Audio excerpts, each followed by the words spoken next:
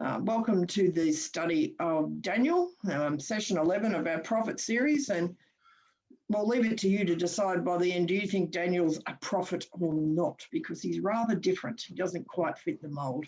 So Daniel in our scriptures is the fourth and the last of the major prophets, Isaiah, Jeremiah, Ezekiel, and Daniel. Daniel is an unusual prophet. Now, the prayer that we've just prayed from chapter 9, in a sense, could have been prayed by any of the prophets. There's a whole lot of key words in that are key to the prophetic literature, indeed to Hebrew scripture as a whole. And yet some of the distinctives of Daniel is that he doesn't ever say, woe is me, or woe to us.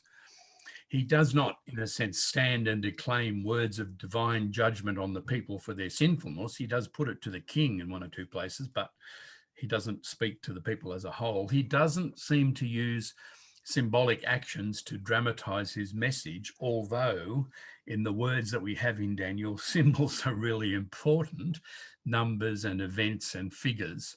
So there are lots of symbols that invite interpretation. Indeed, we might say require interpretation. And that's been the enticement of the book of Daniel and also the problematic of the book of Daniel over time.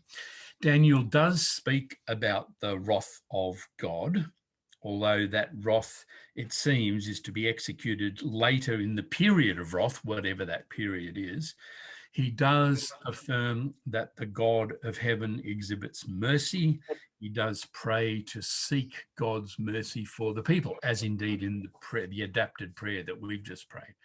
And also we saw in that prayer, he affirms the covenant of Israel with their God. He affirms the importance of the commandments and of keeping them.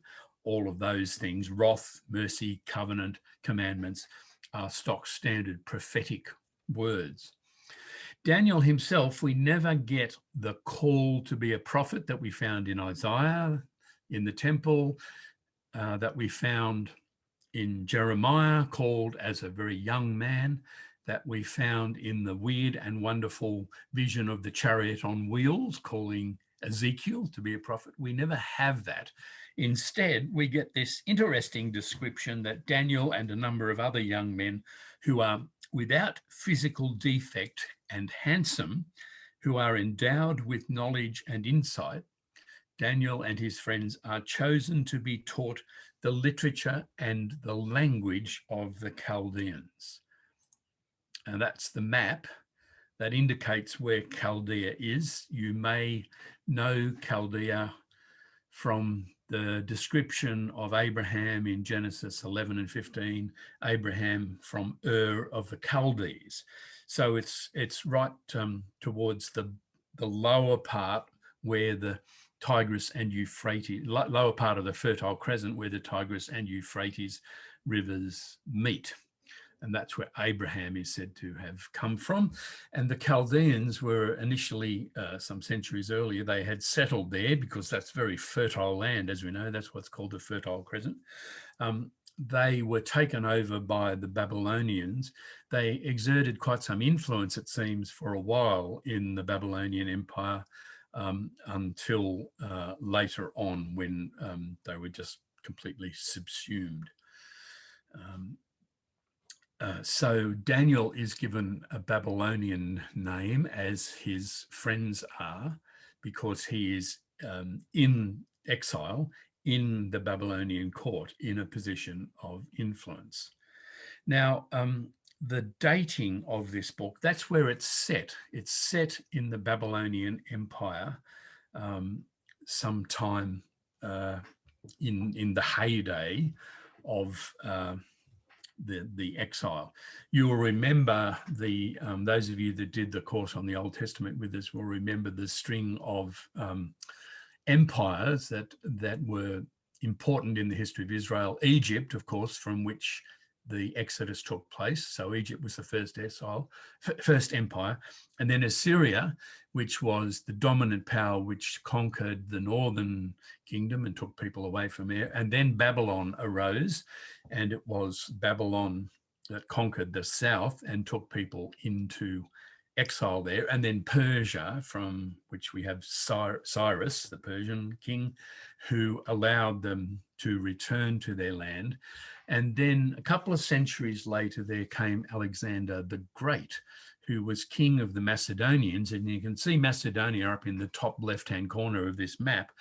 But Alexander's troops were very dominant and very powerful, and they came across through Asia Minor, modern-day Turkey, Phrygia and Cappadocia, down through Syria, down through Israel. It's always easy for me to remember when Israel fell to the Macedonians, the Greek Empire. It's the year 333.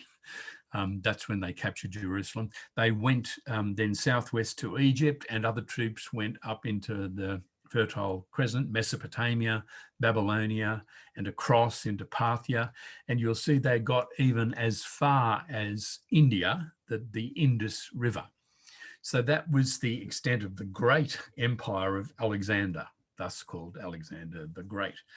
Now, it is believed that, or it is argued by scholars that although the book of Daniel is set in the Babylonian exile, it is actually talking about what is going on in Israel, in Judah, some centuries later in the time of the Seleucids. After the death of Alexander, his kingdom was divided into various huge provinces, and Seleucus took control of one of those provinces. And then this is the line of descent of the house of Seleucus. So about a third of the way down on the right-hand side, you can see Antiochus IV Epiphanes. And he was the Seleucid ruler just for a short time, 175 to 174, but hugely important in the life of Israel, because under Antiochus, a kind of like a proto-Nazi regime was taking place. The scrolls of the law were collected up and burnt. The temple was desecrated. People were forced not people were told that they were not allowed to keep the commandments and were forced to work on the Sabbath. And First Maccabees even says that under Antiochus, there was reverse circumcision that took place, whatever that kind of medical procedure might have been well before the time of anesthetic, just boggles the mind. But he was trying to undo the distinctive Jewishness of the people. And what is quite striking is that there is a reference to a desolating sacrilege placed in the temple in Daniel, also referred to in First Maccabees, and we get a reference to that in Mark.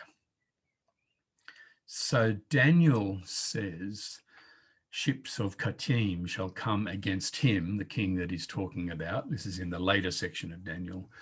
He shall turn back and pay heed to those who forsake the Holy Covenant. Forces sent by him shall occupy and profane the temple and fortress. They shall abolish the regular burnt offering and set up the abomination that makes desolate. And that's the phrase that we find in Mark's gospel, in Jesus' apocalyptic discourse, when you see the desolating sacrilege set up where it ought not to be. Let the reader understand. So what we've got here is Daniel in the Babylonian court, according to the story, referring to an abomination that makes desolate in the temple, probably being written in the time of Antiochus, the Seleucid ruler. And then Jesus later picking that up nearly 2 centuries later, referring in advance to the Romans and how the Romans would desecrate the temple. So you've got a complex kind of stream of things going on here. But that's the key issue. That reference there is the key issue for why Daniel, it is said, is written actually many centuries after the time where the story takes place. Now, the other piece of evidence that's really important with regard to that is that Daniel, unlike just about every other book of Hebrew scripture, is half Hebrew and half Aramaic. By that, I mean that the opening part of the book is in Hebrew.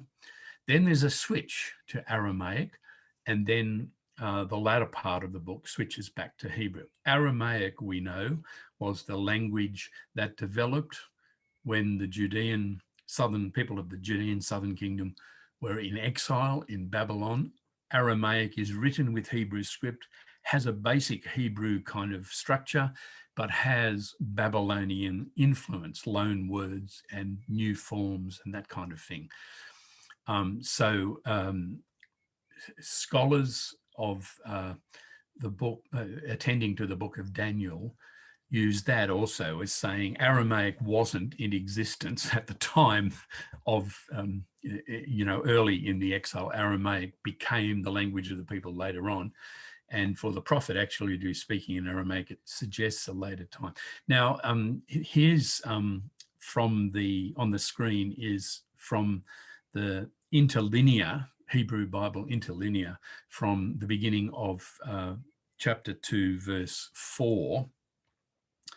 And that says, and he spoke to the Chaldean king, Aramit, in Aramaic. We're reading right to left, incidentally, because it's Hebrew/Aramaic.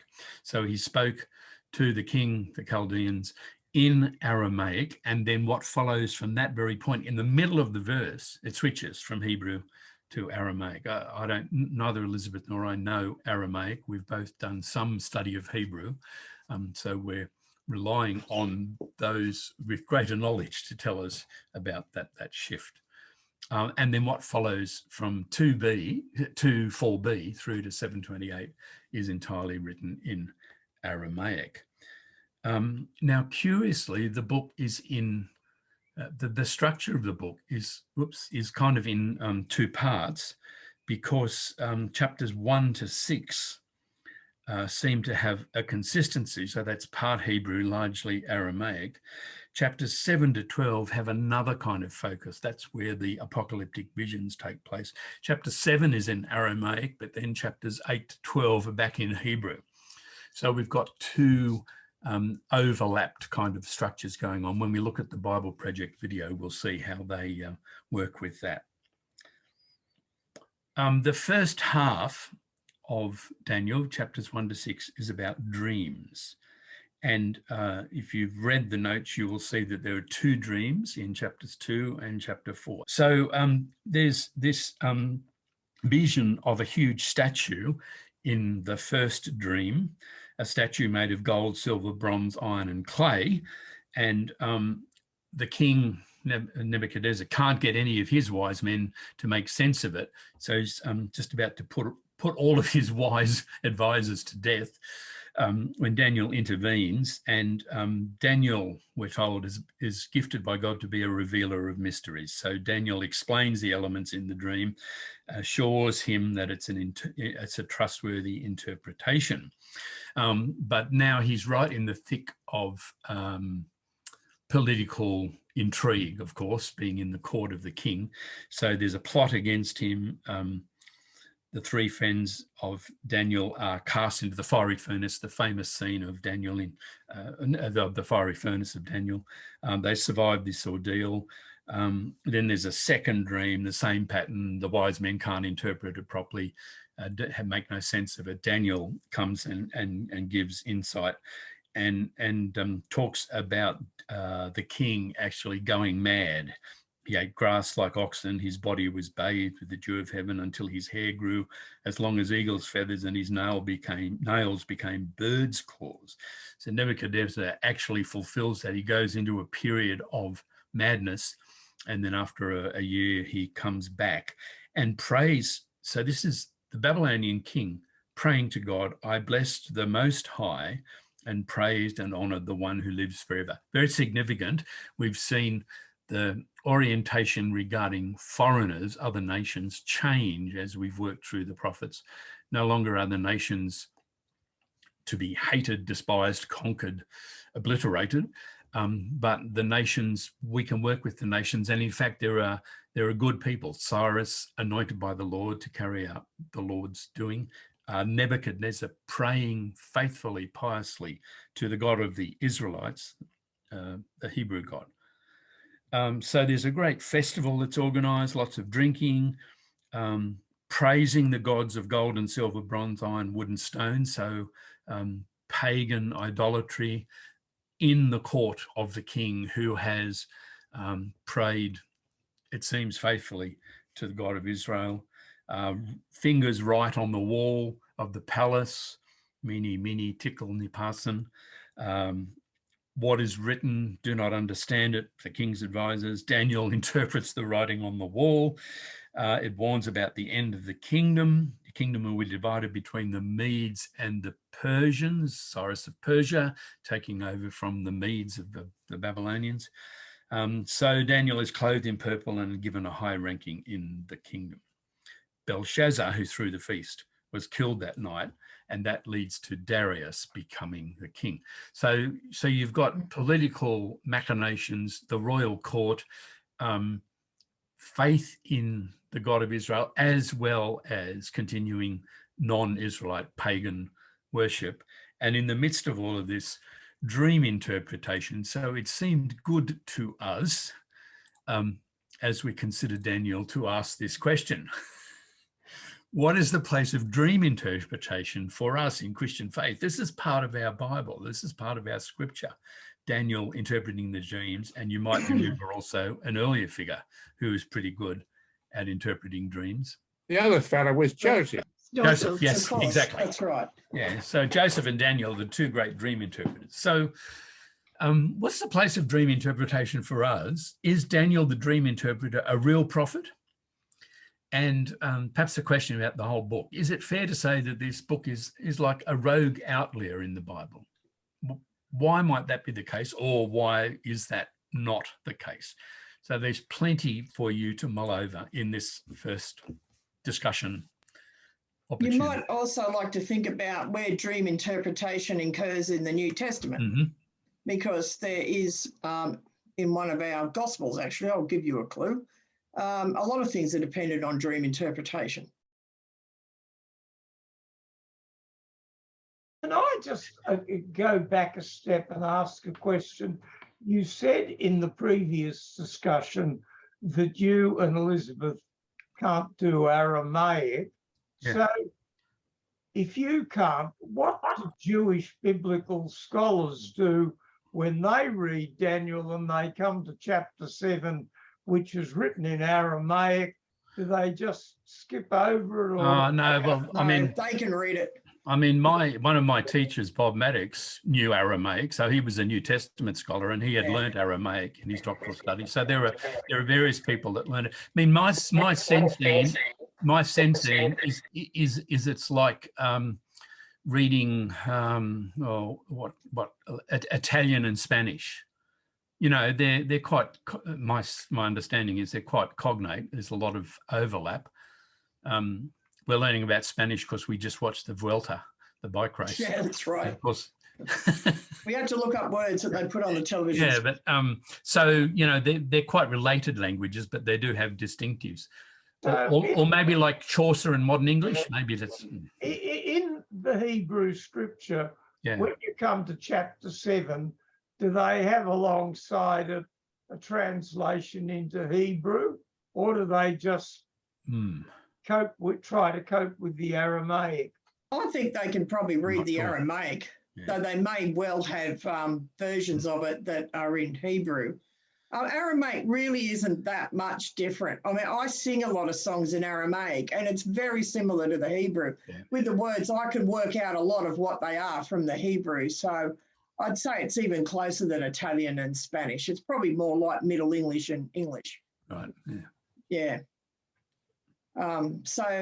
I suppose the other factor in there is, though, that Orthodox Jews, well, good Jews, do not tamper with the text of Scripture. That's like right. They have it exactly as it is. So it's just a matter of that's what it is. You've got to cope with it, I think. Yep, and they would learn to do it.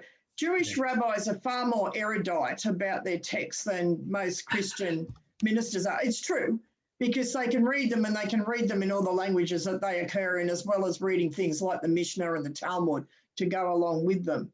I don't think many ministers would sort of know Luther off by heart, or John Wesley, as well as all of their Bibles. So they take it very, very seriously. So if we get onto our questions now, what is the place of dream interpretation in Christian faith? Did any group have an opinion on this or a question?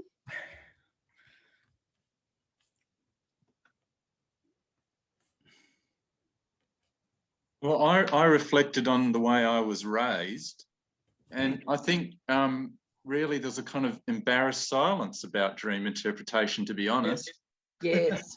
It's not what we usually remember about Daniel. Daniel's a hero like Samson. He's taught very selectively in Sunday school. So what you hear about is Daniel in the fiery furnace and Daniel in the den of lions. Everyone knows those stories. Not everyone knows the sort of background stories around those particular incidents. So, yeah, I think dream interpretation has kind of slipped through a hole somewhere and disappeared. A couple of us in our group said our own dreams are so chaotic and nonsensical. The best thing to do when you wake up is to forget them, because they defy interpretation.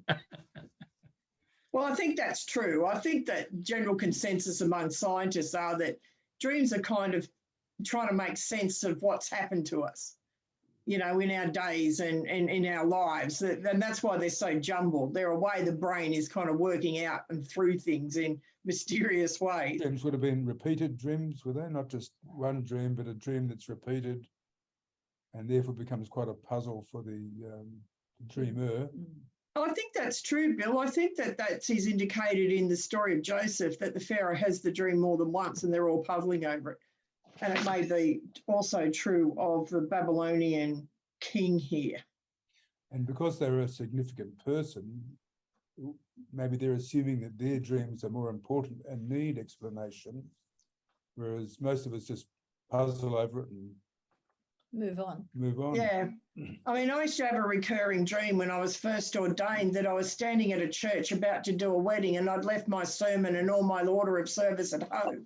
And I was standing there absolutely panic struck in the dream, trying to remember it. And that was a recurring dream.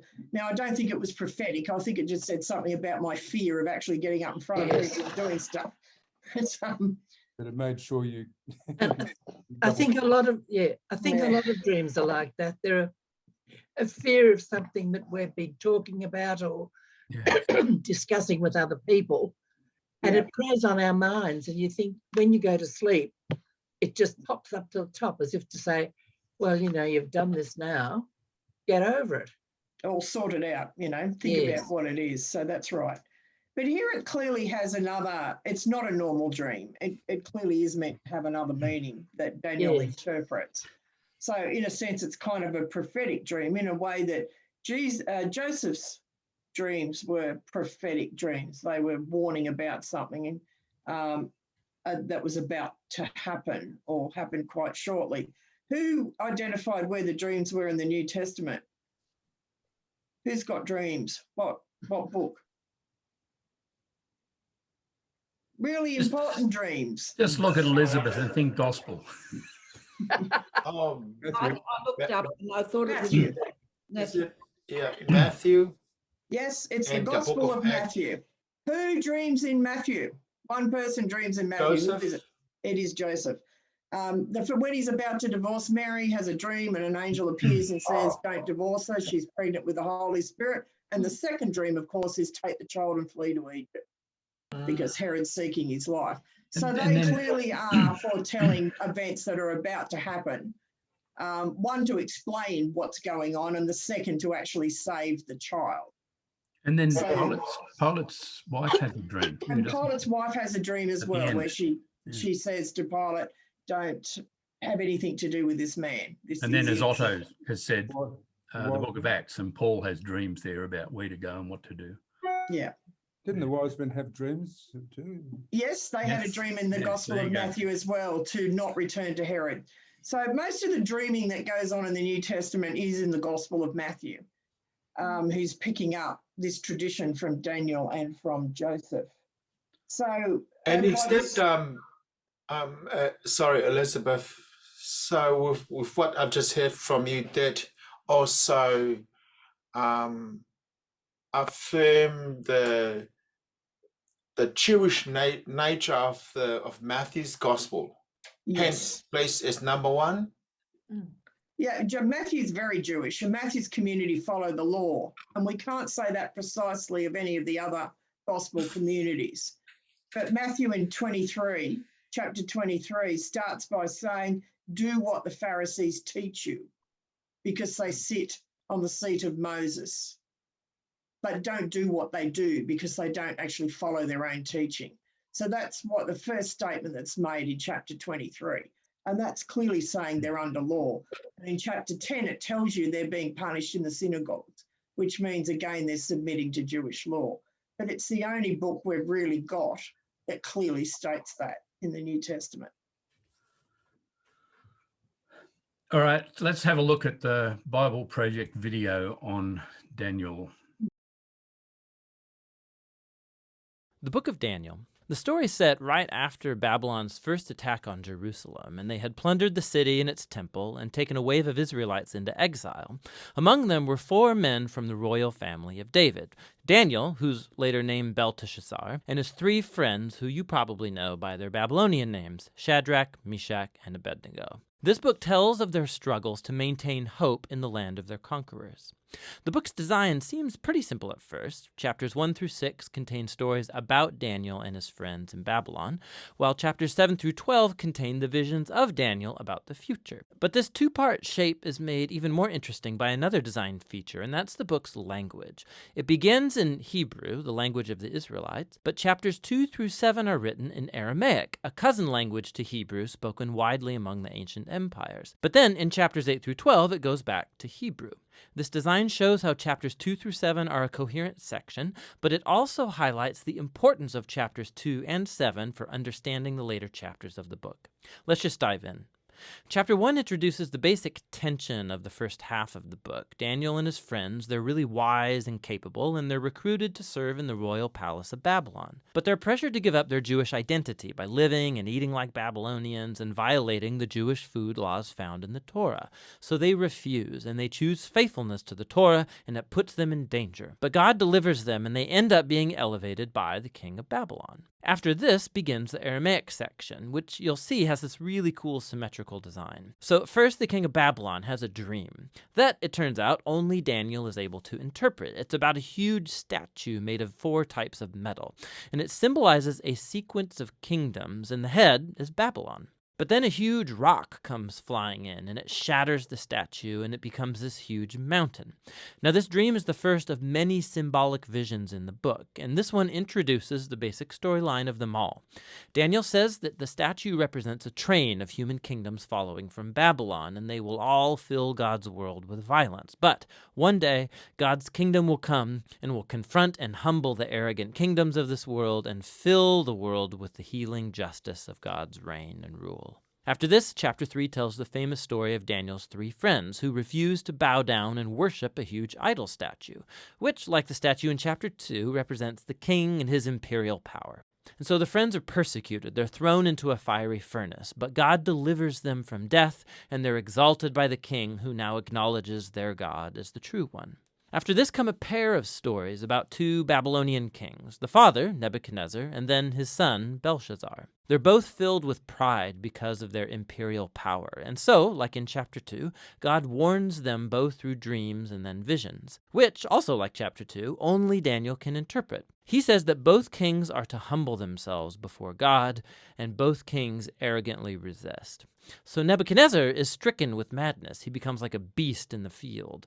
But then he humbles himself before God, and his humanity returns to him. He's restored as king. This is in contrast with his son, Belshazzar, who doesn't humble himself before God, and he's assassinated that very night. Now, these 2 stories draw this imagery from Genesis chapters 1 and 2 and Psalm 8, where humans are depicted as the royal image of God. He's given them authority to rule over the beasts of the field and the birds of the air on behalf of God, who is the world's true king. But when human kingdoms forget that, when they rebel and make themselves and their power into a God, they become less than human, like violent beasts who will face God's justice.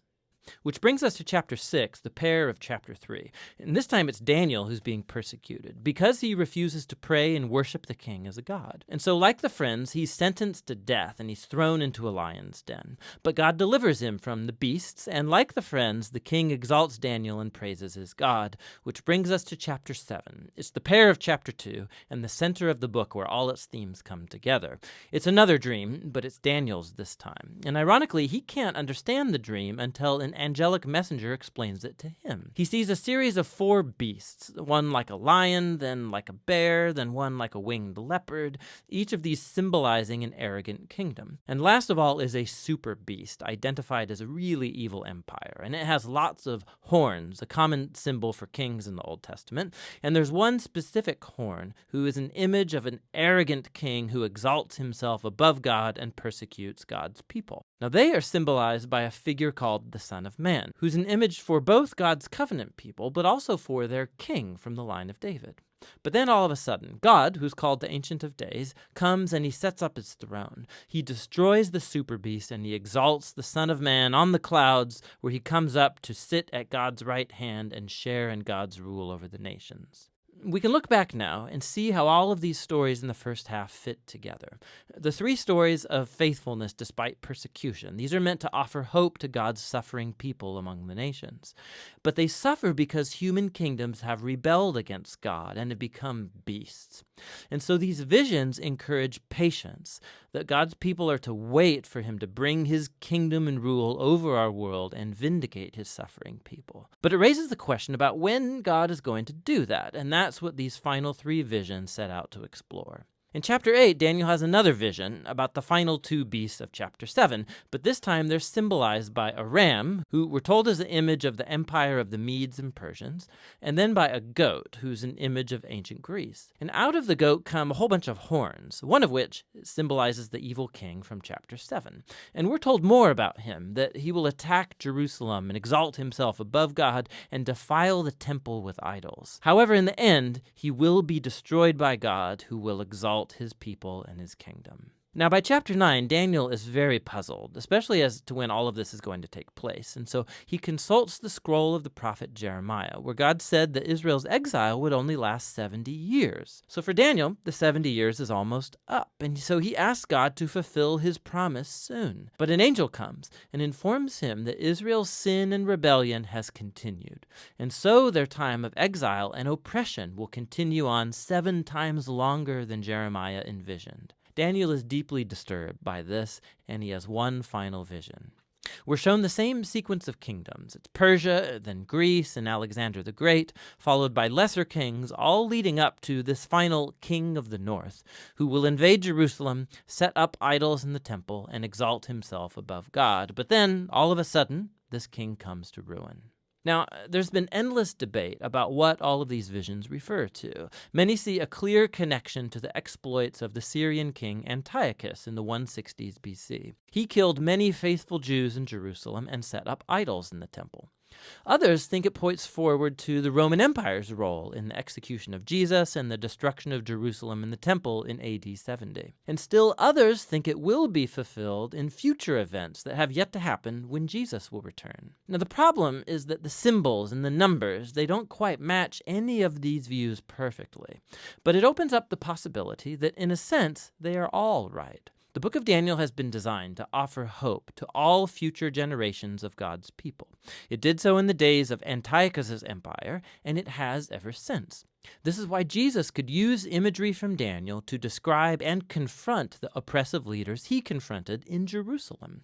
This is why John, the visionary who wrote the Revelation, could adapt Daniel's visions and apply them to Rome of his day and also all future oppressive empires. And so the point of Daniel is that all generations of readers can find here a pattern and a promise. It's a pattern that human beings and their kingdoms become violent beasts when they glorify their own power, when they redefine right and wrong and don't acknowledge God as their true king. But Daniel also holds out a promise that one day God will confront the beast. He will rescue his world and his people by bringing his kingdom over all nations. And so for every generation, this book speaks a message of hope that should motivate faithfulness. And that's what the book of Daniel is all about. as usual, the Bible Project does a really good job of giving us an overview of the whole. And also, I think typically of the Bible Project, they raise various options for interpretation and then say, oh, well, all of them can apply, all of them apply. And it's sort of reading at different levels.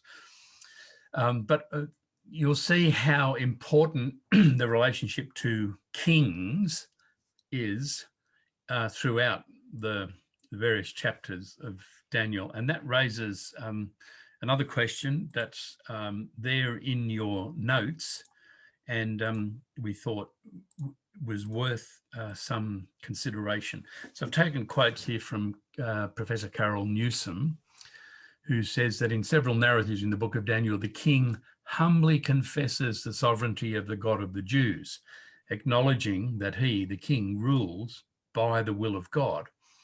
Although other parts of the book depict the Gentile king as being part of God's plan, but that part will ultimately be destroyed as incompatible with divine sovereignty. Whatever, in both of those views, God's sovereignty over the king is really important. But in chapters 7 to 12, we get a negative view of Gentile kings, as we saw in that stream of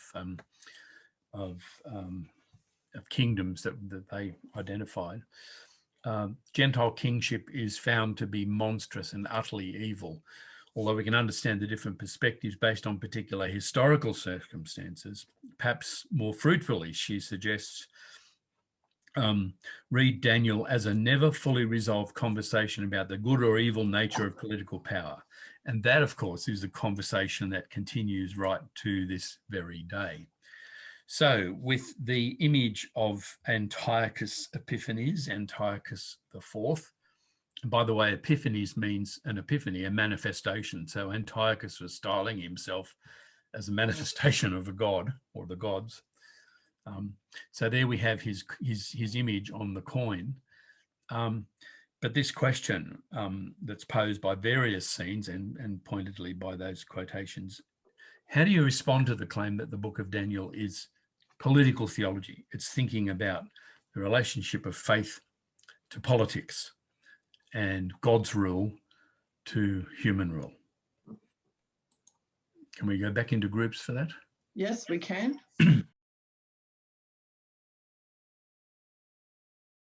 Oh, welcome back, everyone.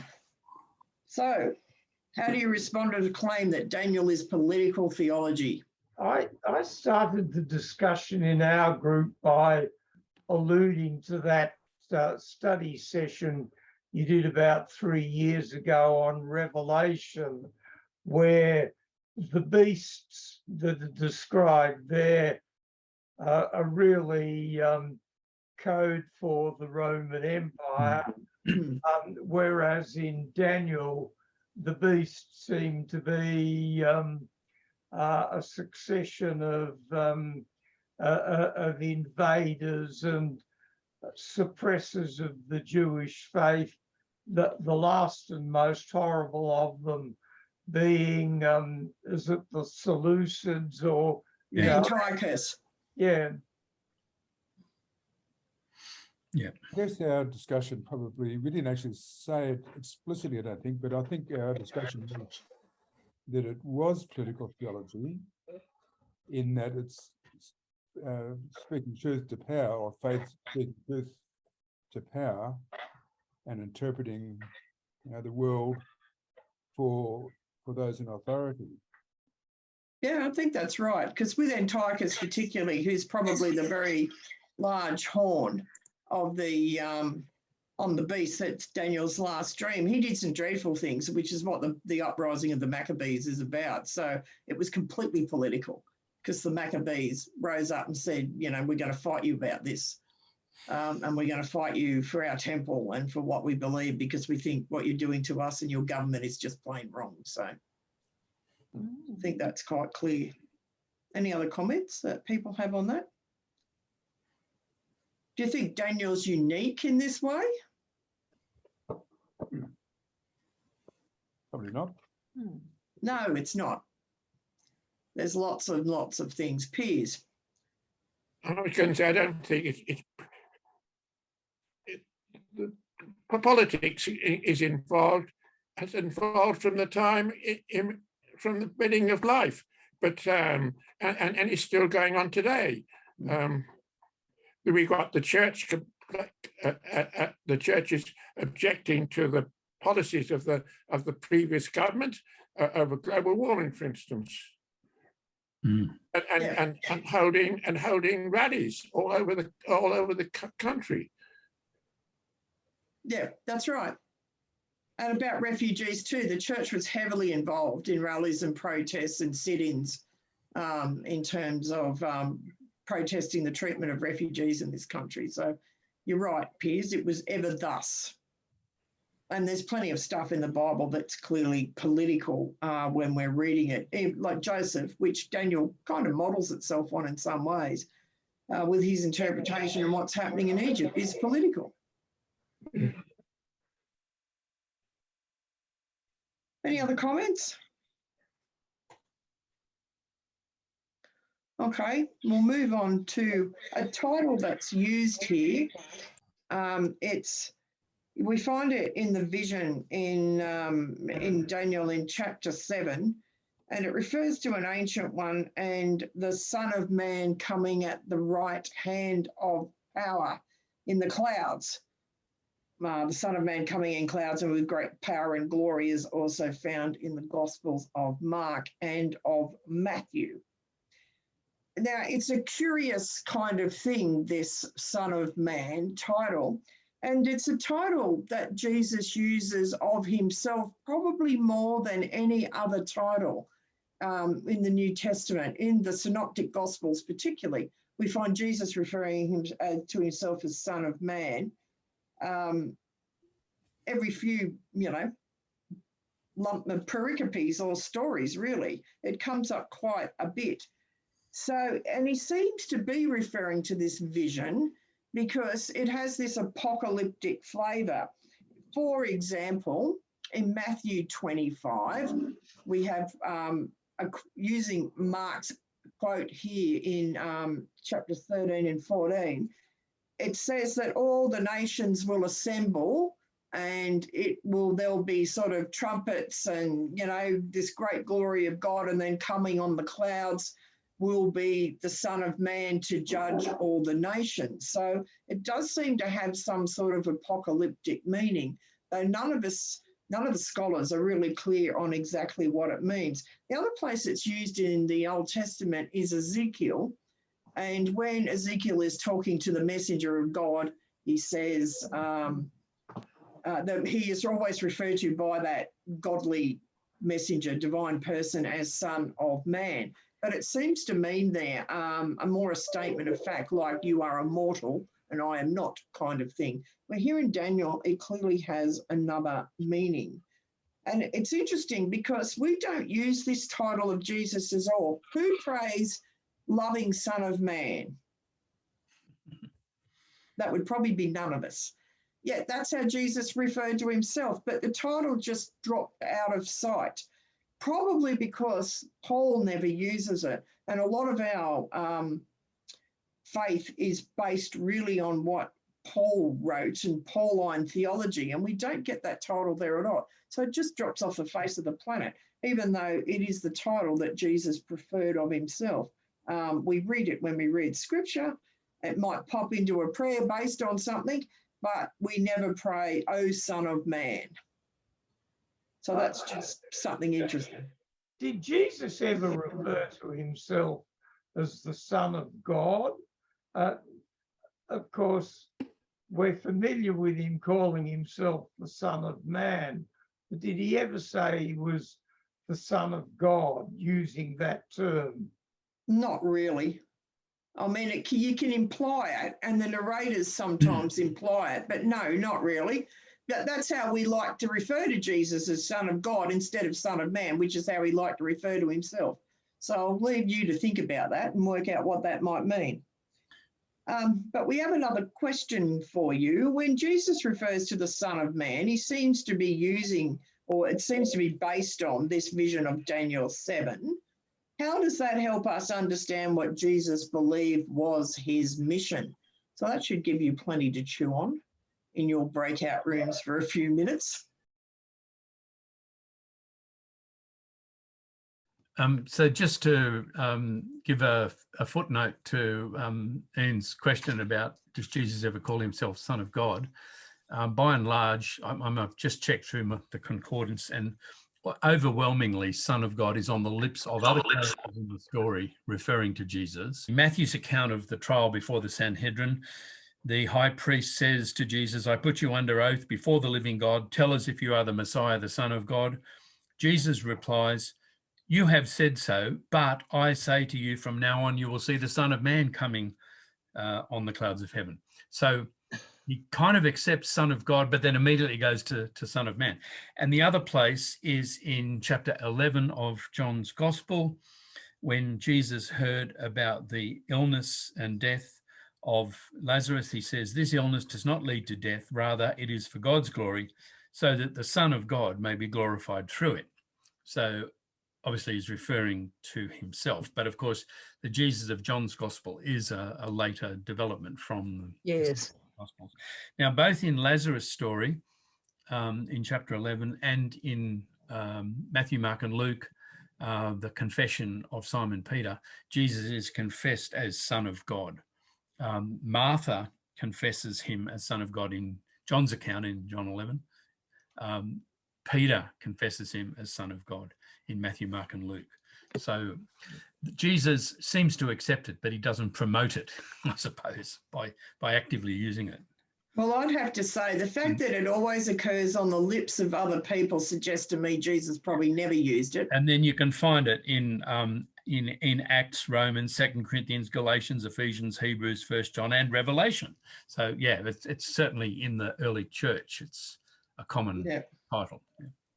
But for some mysterious reason, Jesus' preferred title of himself just disappears in favour of Son of Man, which is why I think the gospel writers, writing much later than the death of Jesus, probably added it in on the lips of characters, but they didn't get Jesus to say it, mainly because he probably never said it of himself. So, John, when you mentioned about Jesus before Pilate, did you say that he said there that he came from the clouds? You'll see the Son of Man seated at the right hand of glory and coming in the clouds. In the clouds. In the clouds of That's, heaven. that's quite Matthean. Well, but that clouds of heaven is directly from that Matthew, from Daniel. From Daniel. Yeah. Exactly. And my version of the NRSV has that in quotation, has what Jesus says in quotation marks, and then within that, single quotation marks to indicate that he's quoting Daniel, basically. Yeah. And he says it in Mark 13, he says it in Matthew 25, 31 following, about coming in the clouds. So, and in Matthew 24, I think there's a reference to it as well, because that's an apocalyptic vision being given there. So that's the best we've got to define it. So how did you go with the question? How does this help us understand what Jesus believed was his mission?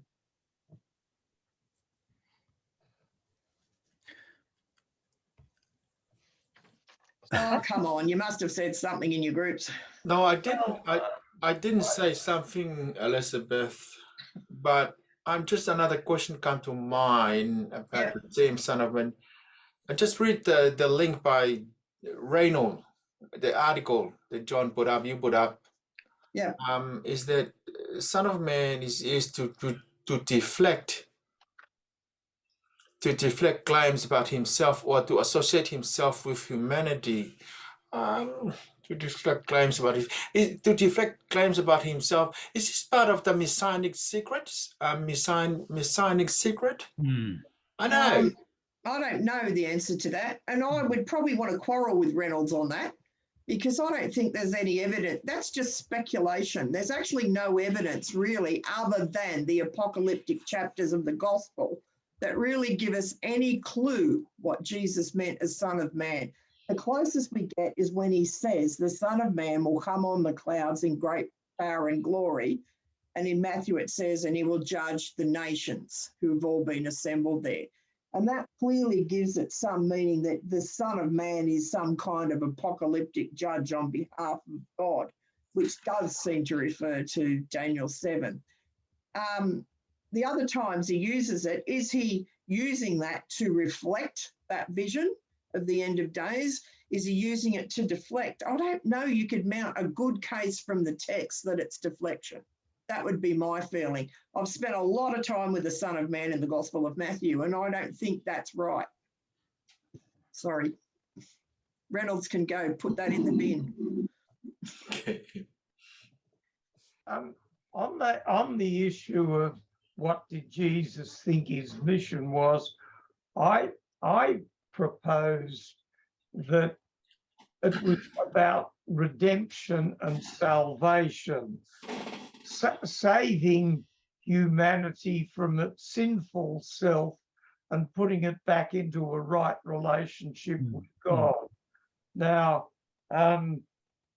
the issue then is, well, if he's come to save humanity, what's he saving them from?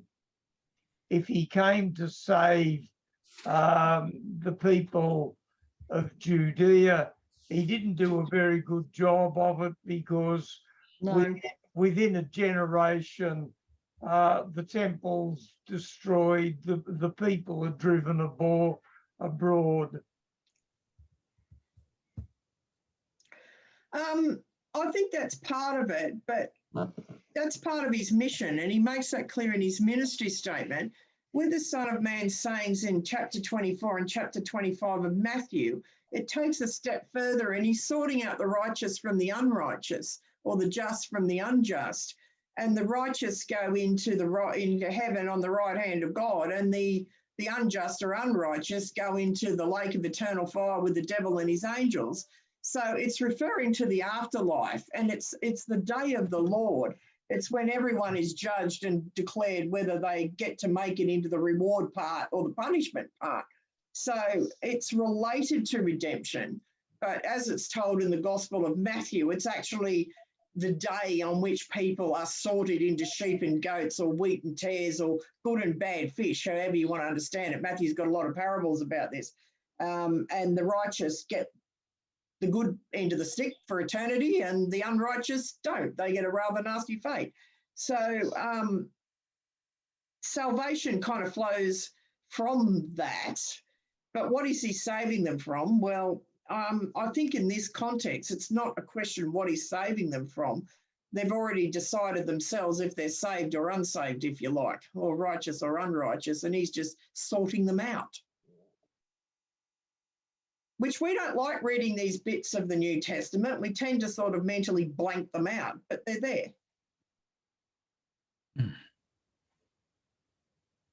Any other comments?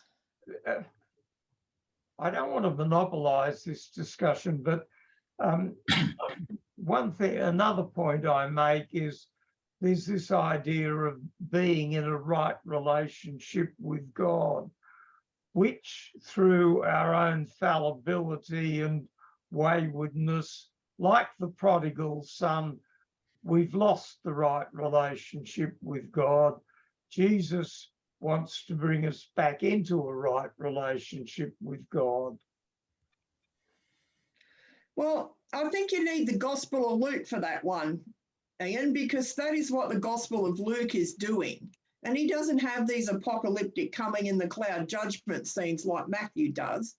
I don't think he does anyway. I mean, he does have the reference. Jesus still makes the reference to it. He does make and he reference does have to it. apocalyptic scenes, yeah. But he doesn't have that sort of, I'm standing here as Son of Man judging you all right now, and I'm judging you on this criteria stuff.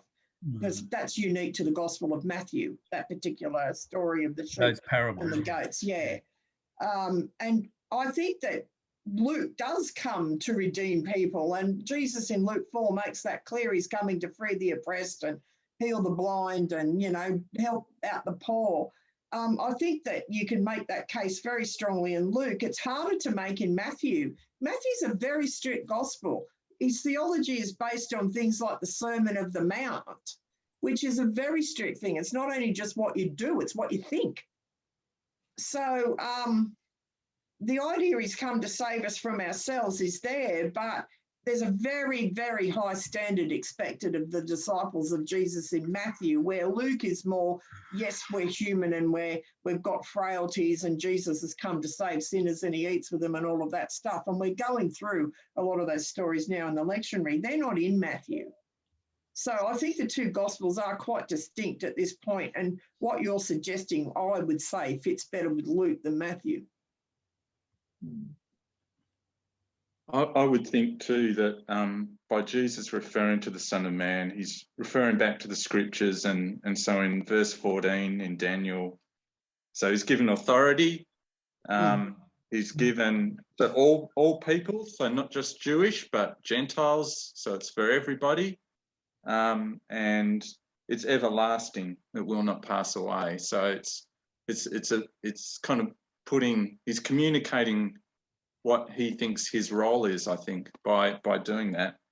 I do have one question too. So the text in Daniel says, was one like a son of man, which maybe I'm reading too much into that, but that implies that there may be many son of men. I don't know. I'd have to look at the Hebrew to look at that to see if they're using a definite article or it's just been skipped out. And the fact that it's not there doesn't mean that it's not the son of man either. Because these languages they're not precise with things like prepositions have 5,000 meanings, and the definite article being there or not being there. Well, there's no definite article. I mean, yeah, but that doesn't necessarily follow it's a something, because if you look at the Book of Chronicles, John, with the Satan, it's just Satan, and nobody puts the Satan. They all say it was. I say it's a Satan, but everyone translates it as the Satan, you see. So what I'm saying is there's no rule for this. And you've just got to make a call as a translator whether you want a definite article or you want to say it's clearly meant to be an indefinite article.